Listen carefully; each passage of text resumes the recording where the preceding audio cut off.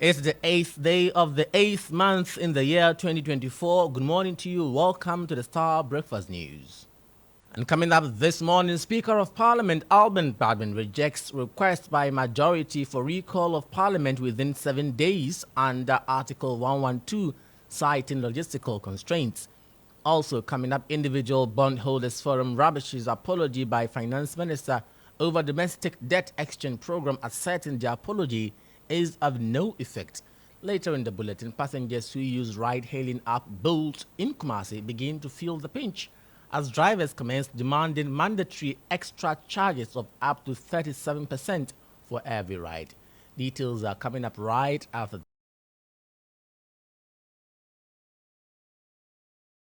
Many thanks to you for choosing Star News. I am Nurain Abbas. To begin the bulletin this morning, the Speaker of Parliament, Alban Badwin, has rejected the request by the majority side of the House to recall Parliament within 7 days under Article 112. The majority want a recall of Parliament in order for some bills and the nomination of some persons approved. But the Speaker says the request cannot be granted because of logistical constraints.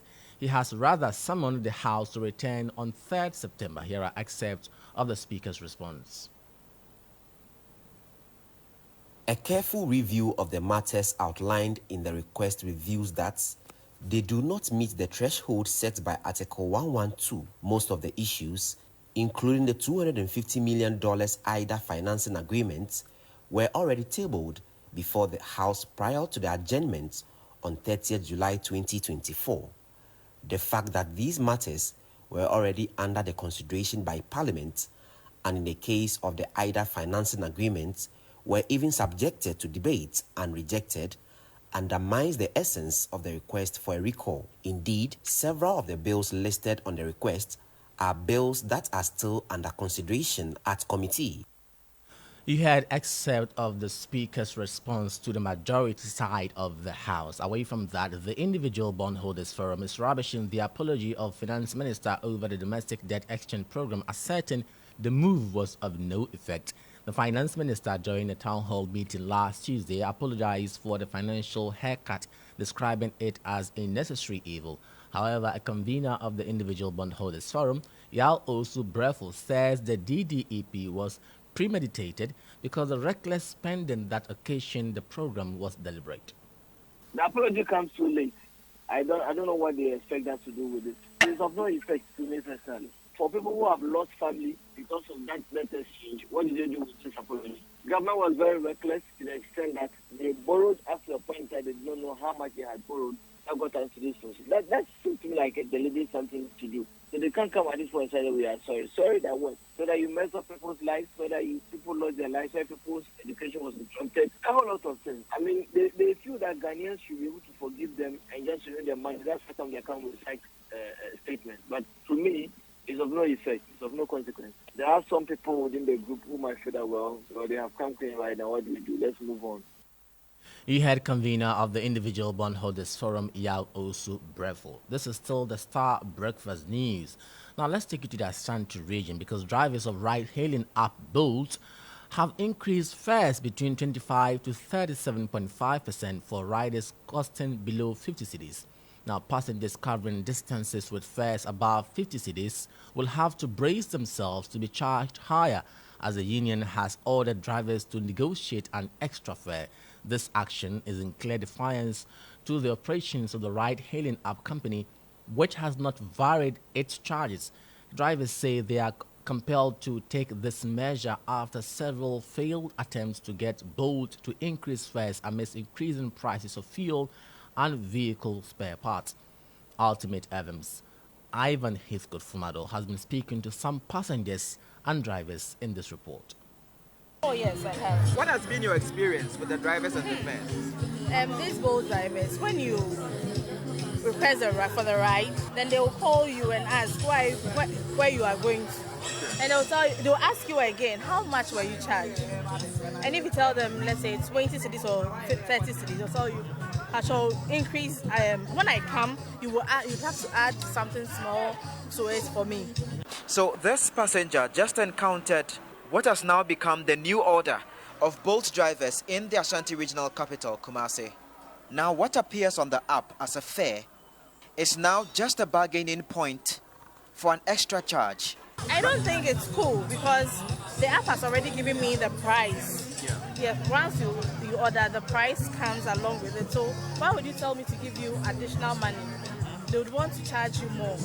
And sometimes they'll go off strip. From Ultimate FM in Denyame, I test the system, hailing a ride to the Dufia Towers in Edum. The fare, which appears on the app, is 21 cedis. But my driver, who gives his name as George Amachiba, says he's taking 26 cedis. An extra 5 cedi charge. George, who reads this new fare setting regime from a press statement, explains why all drivers on the Bolt app appear to back this consensus. 21 to 29, that's 5 CDs extra.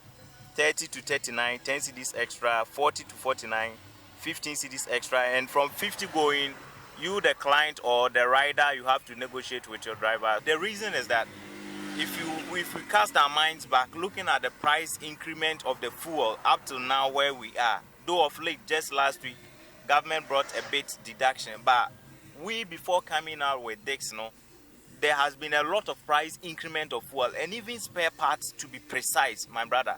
It's not easy for us. Per a rough computation, fares are going up between 25% and 37%, with passengers expected to bargain for more should their fares cross the 50 cedi mark. Chairman of the Ashanti Region Online Drivers Union, Isaac Bafo Boateng, says passengers are not being unduly punished. The word punishment is broad. We are burden sharing. The economy is hard. Everybody is struggling. But if you raise between 25% to 40%, aren't you being inconsiderate to the passenger? Then don't you also think that when you are sharing the cost, the app managers should also bear in mind? So are we being punished? I think people who are being punished here are the drivers. If the system is too hard for the app companies to increase their prices because of the competition in the system, the best they could do was to agree with us and make sure that they reduce their commission from 25%. Isaac insists the drivers will continue to play rough with passengers if Bolt does not increase its fare charge or reduce commissions paid to the company. We are not charging arbitrarily. What we are doing is that for you, the passenger, to report on the app, let the app company knows what is going on the ground, so that they will sit with the leadership of the union and then resolve things amicably. But then if they sit in their office and spite on our face that and call our bluff that if you can drive on it, drive on it. If you cannot drive on it, park your car. Then you are doing anyhow. So literally, the drivers will also be acting anyhow. For now, if you're a passenger using the Bolt app in Kumasi, you should know that your fare that appears on the app is immaterial. It is what the driver wants, per the directives of the Online Drivers Union, that holds.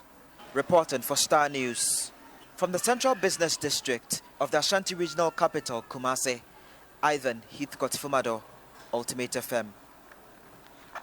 Well, away from that, the Environmental Protection Agency has cautioned manufacturers of paints and its related products to minimize the use of lead to minimal standards to avoid sanctions by regulatory authorities. According to the authority, the negative impacts associated with the use of lead in paints could be fatal.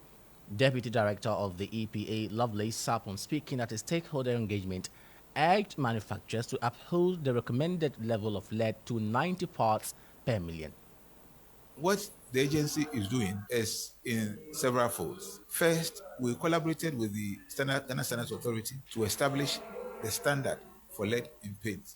And so now industry is aware that the maximum standard level for lead in paint is 90 parts per million. That is one.